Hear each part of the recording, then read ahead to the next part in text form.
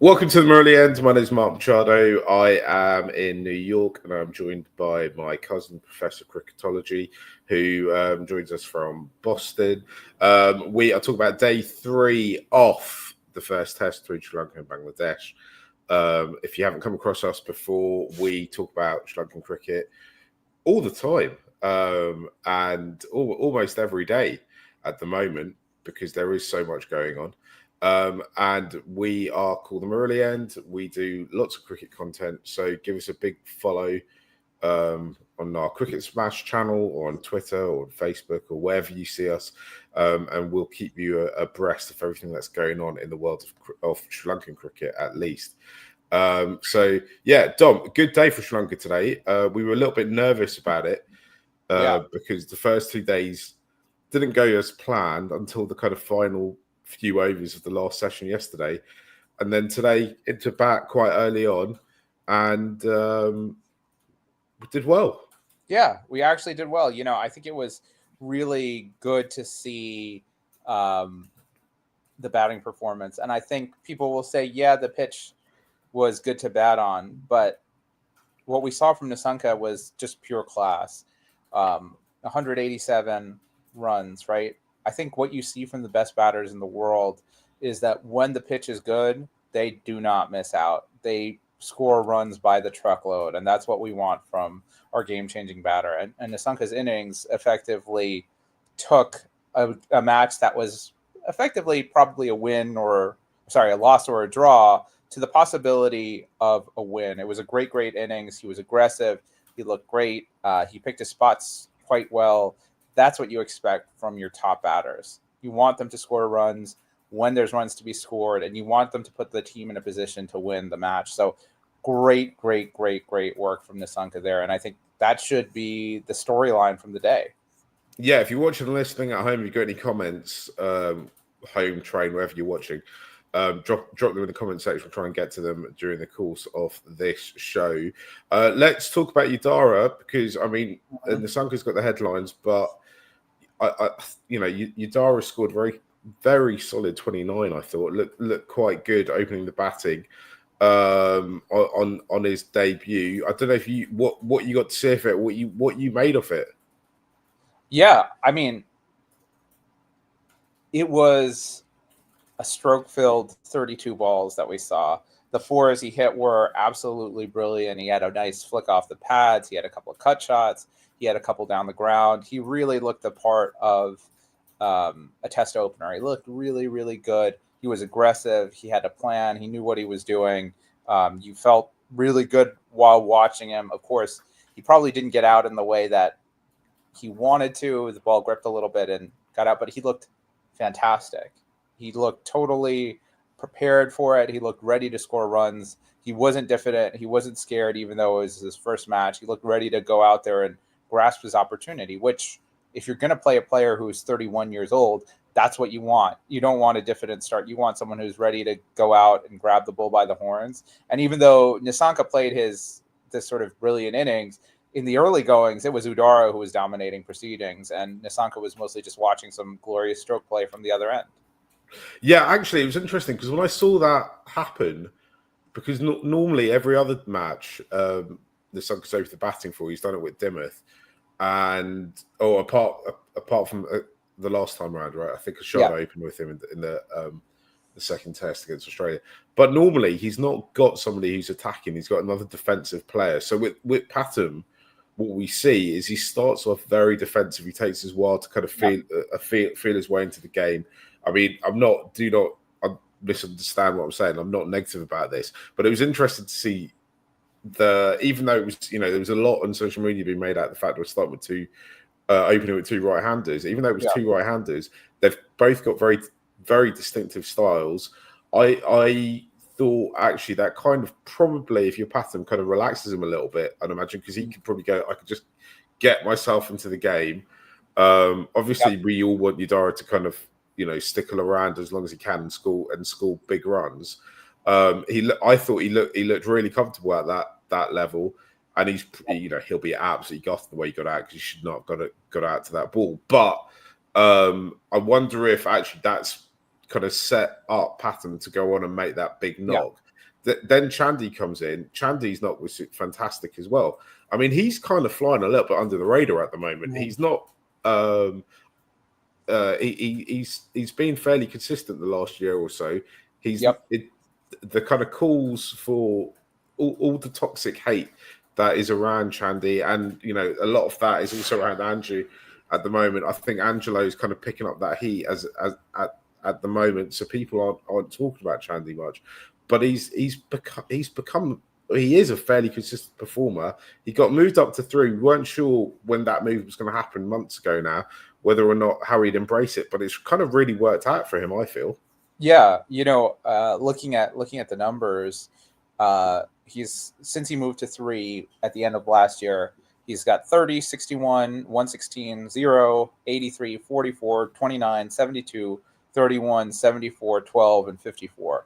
So he's really doing a very good job at that number 3 spot, holding down the fort, getting scores. I mean, obviously, the one thing we'd like to see is to see him get those big scores, right? We'd like to see him get those hundreds and double hundreds, especially when those are there to be had in this, sort of on a flat pitch. But I'm happy to take it, right? He's averaging, it looks like 44. He's got 200s and no. This is not including he might even be averaging slightly higher than that. Let me pull it up for you guys.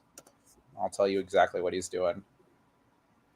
He's averaging 47, 100, 550s in 13 innings. So that's exactly what you want. Again, you want some slightly more big scores. I think that's the one critique you might have of the Sri Lankan batting outside of Pathum today, is that they got in and then they got out to balls they really shouldn't have.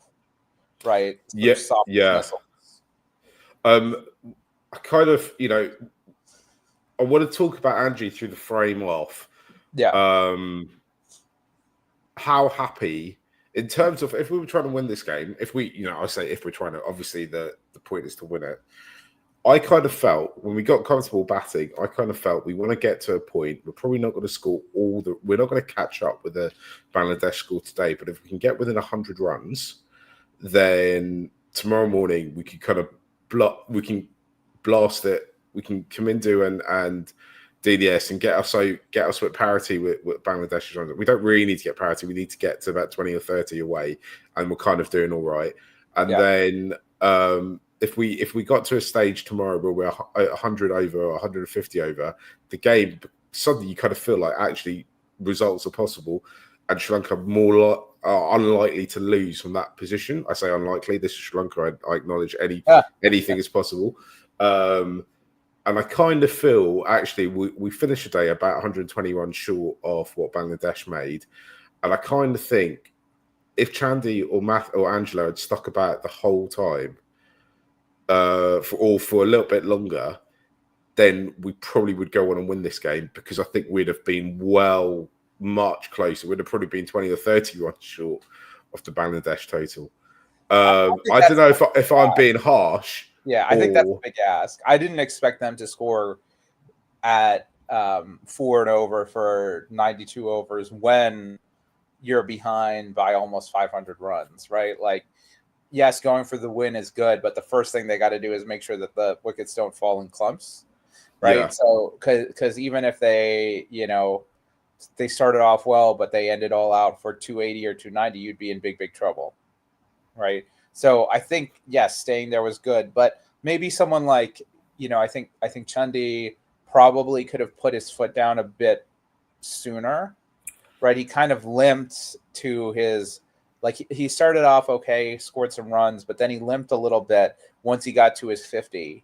He didn't really put the pressure on, right? And if you're going to get out anyway, you might as well do it playing your shots, which Nissanka was doing, right? You could tell once Nissanka got in, he saw, okay, there's nothing troublesome about this pitch. I'm going to play my shots and I'm going to score my runs, right? And he's playing that beautiful cover drive that we all know and love so much. So you'd like to have seen that a bit more from Chandy, a little bit more aggression, a little bit more attacking from him. So I think there's something to be learned from the way Nissanka went about his work, where he got in, made sure he didn't give up his wicket, and then boom.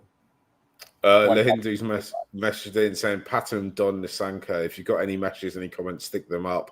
I've seen your message about Sri Lanka's second spinner. We'll get to that before the end of the show as well. I mean, I've been high on Pathum Nissanka for ages now. I keep saying I think he's one of the... We have a long period where I felt like players coming into the team weren't improving. I don't think that happens anymore. I think players, we see gradual improvement in players, which I think reflects the culture in the side.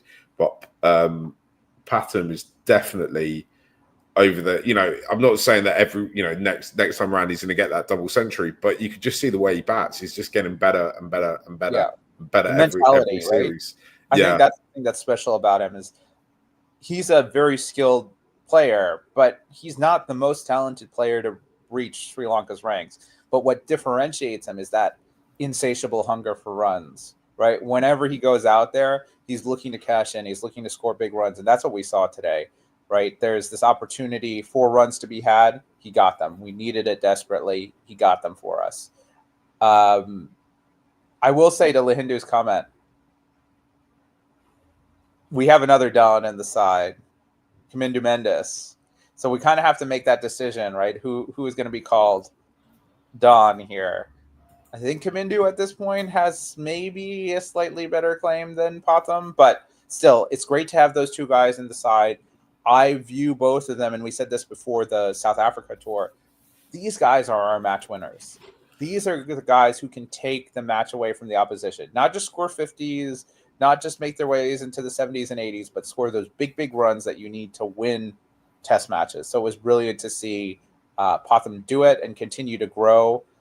There was a little bit of trepidation, I think, on both of our parts about how he was going to perform in this series with more pressure on him. So it's great to see him put his foot forward and show he's not going to sort of stay steady, but keep on growing and do better and play better and become the run monster that we desperately need.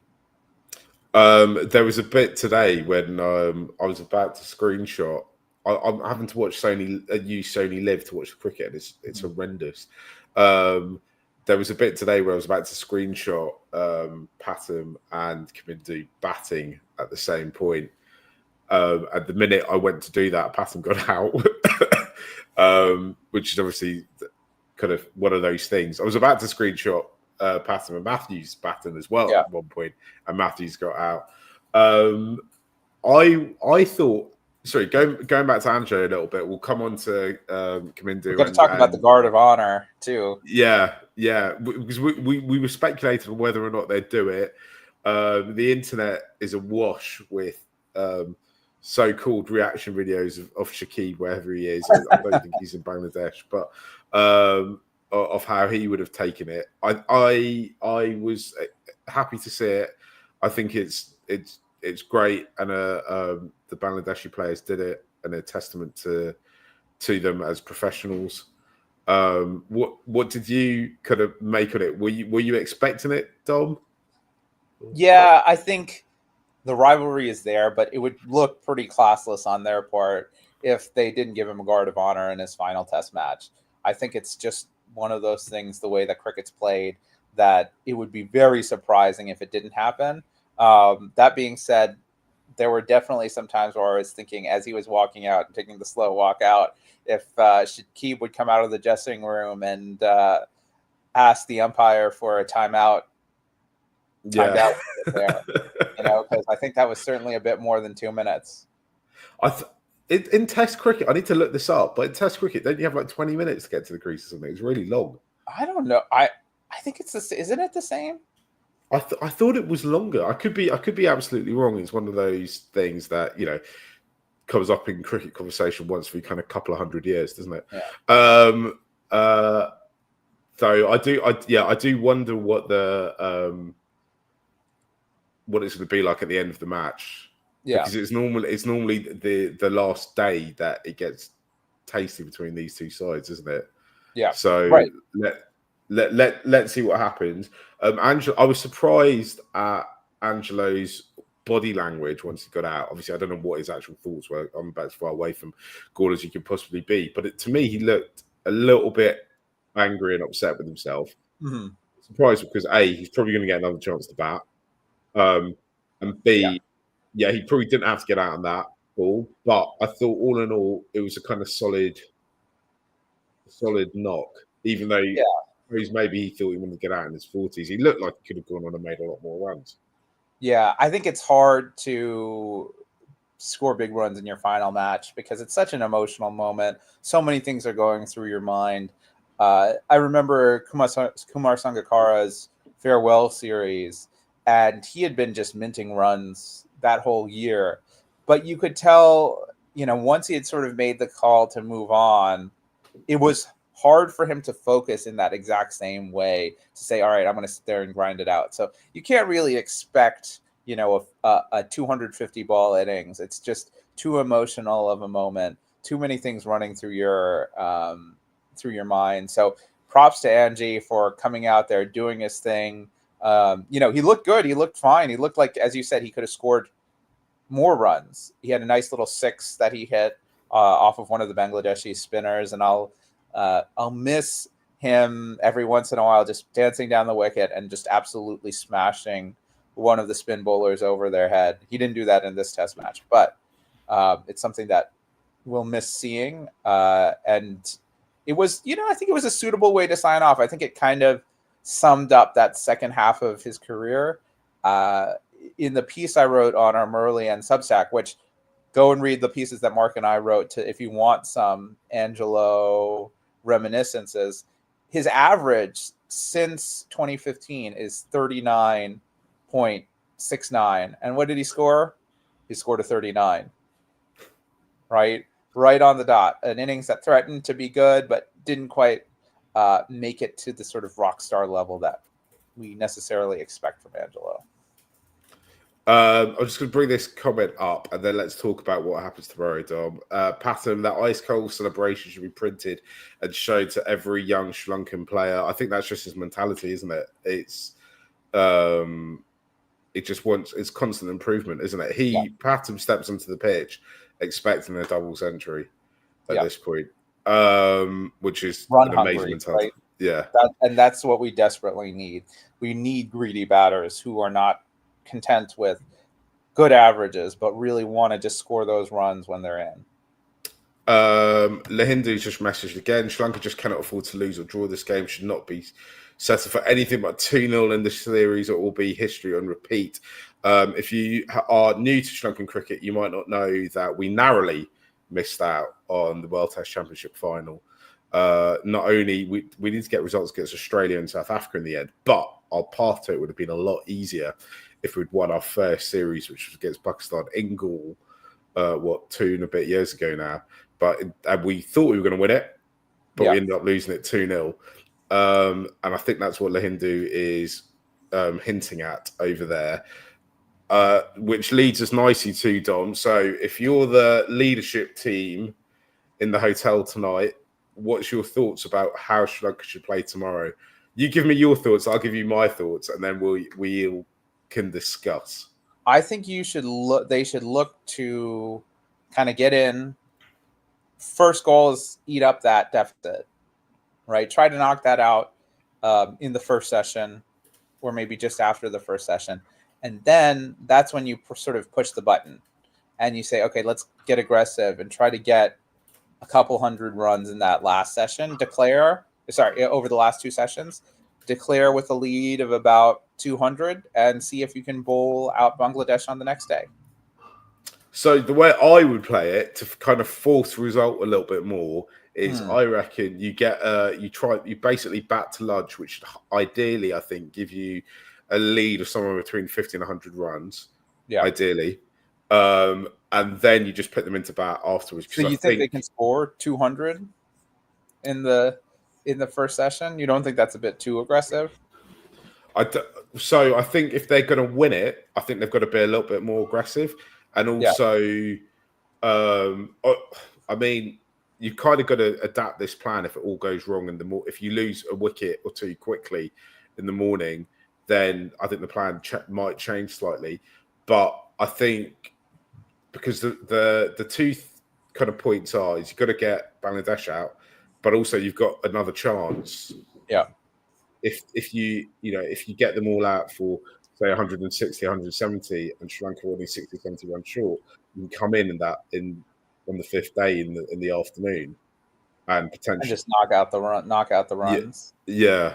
I think the key to all of this though is Sri Lanka. This question that Yashant sent us in, Sri Lanka struggling to find the second spinner. Thoughts? We've discussed this extensively the last few days. I think it's too early at the moment to really talk about Dhanjaya as a long-term or medium-term or even to assess how he's doing because he's only one innings in to his Test career. And as we saw, it wasn't really a pitch that offered much to him. Yeah. And we talked about this yesterday. I think it's not just the second spinner. I think it's both spinners. I think potentially first. Yeah. Yeah, I think Prabha needs to spend a bit more time in the lab working on cooking up those variations, cooking up those balls that maybe work in different conditions. I think that's one of the things we need to see is we need to see the whole group step up because the fast bowlers have been really good. They took 7 wickets for just over 100 runs in this test. And if we get that from them again, that'll be brilliant. But that's not the game plan at Gaul.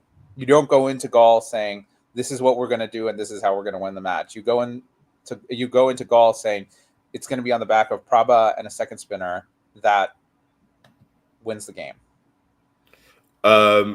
Chamindra has just asked another question. Do you guys think the pitch will do anything at all in the next 2 days? I'll be perfectly honest with you, right? This test, and actually when I think about it, the Australia series is playing out quite differently to the way I expect it to have done. Mm-hmm. You could argue that this deck Gaul hasn't behaved the way we expected it to since the New Zealand test. Yeah, which I also think is another thing that. But even then, we scored 600 runs in the first innings, right? Yeah, that's true.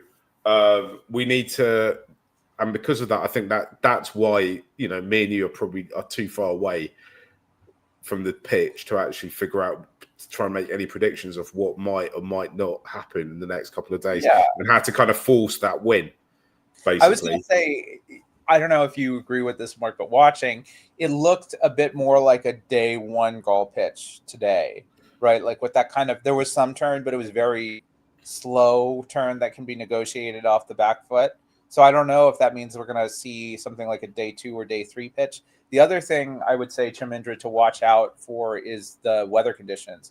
If it rains and there's moisture in the pitch, this game can change very quickly. We saw that at the back end of play yesterday. It rained, and then after the rain break, the seamers and the spinners were able to extract some movement from the pitch. So weather is going to be something to keep an eye on in terms of what the pitch does and how the pitch behaves. But I think naturally it's probably not going to provide the traditional day 5 Gaul level of turn, but I'd imagine it's going to turn at least a little bit more on day 4 and day 5. It's exciting, right? Imagine. I mean, it's Angelo's last test. He's playing against his greatest nemesis. With Angelo Mathews on the pitch, absolutely anything can happen. He's an all action guy, right? He's a cricket all action man. Just imagine, Dom, we somehow get into a situation where Sri Lanka need 2 wickets in the last over of the day's play on day 5, and there's absolutely nothing going on for the spinners. So DDS throws the ball to Angelo, and imagine that last ball of the last day, he gets the last wicket. Can you just imagine how amazing that would be? Well, don't forget that he bowled spin. Remember in the recent there was a domestic T20, I think, where he was bowling some spin, or was it first class? I forget which it was, but he bowled some spin. Everyone wants to see Angelo win us the game. I mean, that'd be amazing if he bowls spin. We need to wrap this up a little bit, Dom. But we'll be back tomorrow. I won't be back. Dom and Nick will be back. Pathum has said, instead of looking for spinning replacements, we need to look out for good bowling coaches. PL and Darshan keep crawling to the system. There is no scope of developing with the current coaches. We talked about this a bit yesterday. It's obviously a regular thing we talk about. I think if you, at some point, probably after this series, we should probably try and do a deep dive and analysis into what's going on with Sri Lankan spinners. My personal take is, I think that it might be a little bit too easy in Sri Lankan domestic cricket and first-class cricket for spinners to get wickets. And actually, when they come up against slightly better batters and international level, that's when they get a bit unstuck. Let's just finish on this. Ashwin Silva saying, Angelo, we miss dearly. End of Fanera. Ashwin, it's not over yet. There's at least 2 more days of Angelo in Test Whites. And then he's sticking about. Whether or not he's selected or not, he's available, ready to go for the T20 side. I mean, look, if his performance is merited, I say get him in. But that's a whole different format for a whole different show. We've been the Muralian. We'll be discussing day 3. We'll be back. Dominic will be back for day 4, probably about the same time tomorrow. It's becoming an exciting game. It's ebbs and flowing. Test cricket is the best cricket, as they say. There you go. Right, we're back tomorrow. Give us a follow. Thanks a lot. Bye.